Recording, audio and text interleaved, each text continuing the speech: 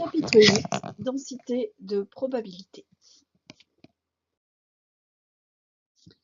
Nous allons voir d'abord les objectifs de ce chapitre, donc qui sont nombreux. Connaître et savoir utiliser la fonction de densité de la loi uniforme sur un intervalle AB, ainsi que son espérance. Connaître et savoir utiliser la fonction de densité de la loi normale, ainsi que sa représentation graphique.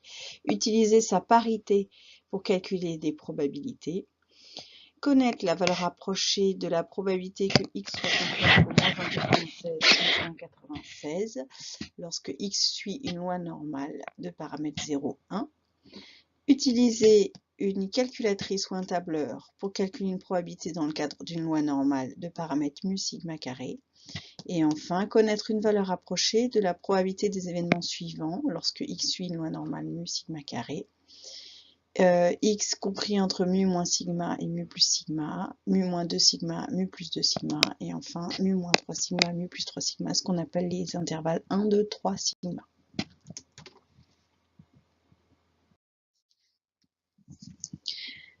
Grand 1, loi à densité sur un intervalle, définition et...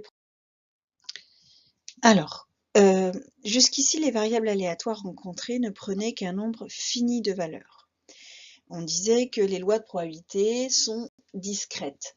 Par exemple, un élève répond à un QCM de 4 questions et on regarde grand X, la variable aléatoire, donnant le nombre de bonnes réponses.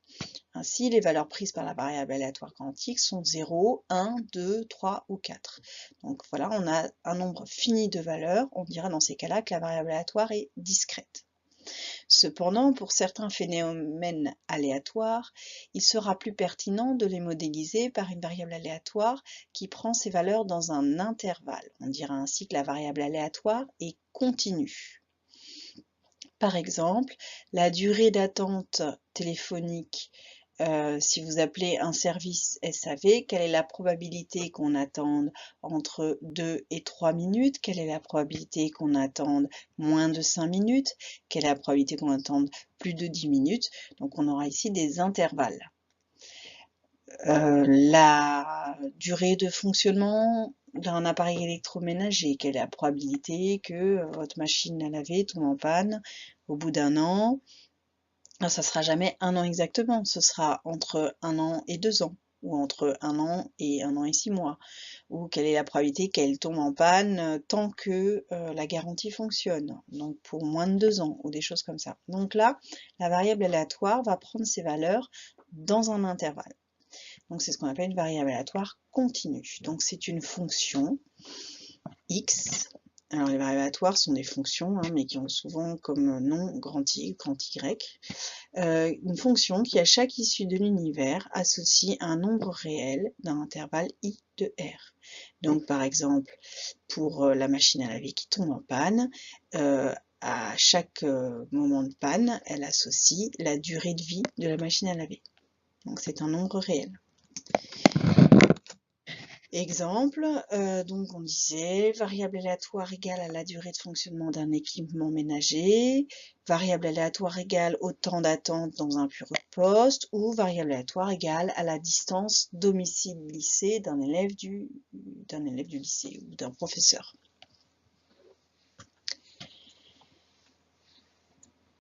Alors une autre définition qui est celle de densité de probabilité.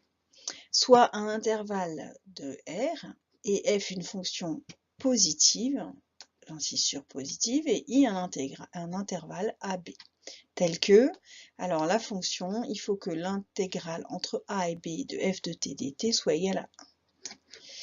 Dire que P est la loi de probabilité de densité f de x signifie que pour tout intervalle alpha bêta inclus dans i, c'est-à-dire que je dois avoir alpha plus grand que a et bêta plus petit que b. La probabilité P de x compris entre alpha et bêta est égale à intégrale entre alpha et bêta de f de x dx. Ce qui correspond, puisque la fonction f est positive, à l'aire du domaine défini par l'axe des abscisses, la courbe représentative de f, puisque c'est l'intégrale de f, et les droites d'équation x égale alpha et x égale bêta, puisque c'est l'intégrale de bornes alpha et bêta. La fonction f est appelée fonction de densité de la variable aléatoire. Et donc, ce qu'il faut retenir, c'est que c'est une fonction qui est continue, puisqu'intégrable, positive, et dont l'aire totale sous la courbe est égale à 1. Voilà les conditions pour être une densité de probabilité. Graphiquement, j'ai donc une fonction qui est positive, donc au-dessus de l'axe des abscisses, et donc l'intégrale entre a et b de f de x dx vaut 1, et si j'ai une variable aléatoire x dont la fonction f est la densité de probabilité, alors si je veux calculer la probabilité que la variable aléatoire grand X soit comprise entre alpha et bêta, ça va être intégrale entre alpha et bêta de f de x dx, c'est-à-dire l'aire que j'ai assurée ici en bleu ciel. Et donc cette R est égale à la probabilité que la variable aléatoire x soit comprise entre alpha et bêta. Donc ici, dans ce chapitre, on va avoir des variables aléatoires continues avec une densité de probabilité. Et donc pour répondre aux questions, eh ben, il va falloir calculer des aires ou calculer des intégrales. Conséquences. Important, très important. Pour tout réel C de l'intervalle AB, la probabilité que la variable aléatoire x soit égale à C vaut 0. C'est-à-dire que pour une variable aléatoire continue, la probabilité qu'elle vaille une valeur précise, elle est nulle. La probabilité que la variable aléatoire soit comprise entre deux valeurs, là, ça va être égal à un nombre a priori positif, en tout cas qui sera calculé par une intégrale ou un calcul d'aire. Mais la probabilité que la variable aléatoire grand X soit à une valeur précise vaut 0. Toujours. Alors, une petite explication. En effet, si je veux utiliser ma définition, probabilité que x soit égal à c, c'est la probabilité que x soit compris entre c et c. Donc, c'est intégrale entre c et c de f de t dt. Donc, comme les deux bornes de l'intégrale sont les mêmes, l'aire, ça sera l'aire d'un segment, donc l'aire vaut 0. D'accord? Donc ça à retenir, parce que c'est un piège qu'on peut trouver dans certains QCM. Voilà. Là, pour une variable aléatoire discrète, probabilité que x soit égal à un nombre, ça dépend de la loi de probabilité. Mais pour une variable aléatoire continue, cette probabilité est nulle. Comme la probabilité d'une valeur précise est nulle, enfin que x va une valeur précise est nulle, alors en fait, dans nos intervalles, on va aller vite sur les inégalités. C'est-à-dire que la probabilité que grand X soit comprise entre C et D inclus, donc avec un intervalle fermé, et la même probabilité que X soit compris entre C et D exclu, donc avec un intervalle ouvert, et puis je peux mettre fermé à gauche, ouvert à droite, ou ouvert à gauche, fermé à droite, peu importe que les inégalités soient larges ou strictes, qu'il y ait des égales ou pas, toutes ces probabilités sont égales, parce que la probabilité que x soit égal à c vaut 0. Donc que c soit inclus dans l'intervalle ou pas, ça ne change rien.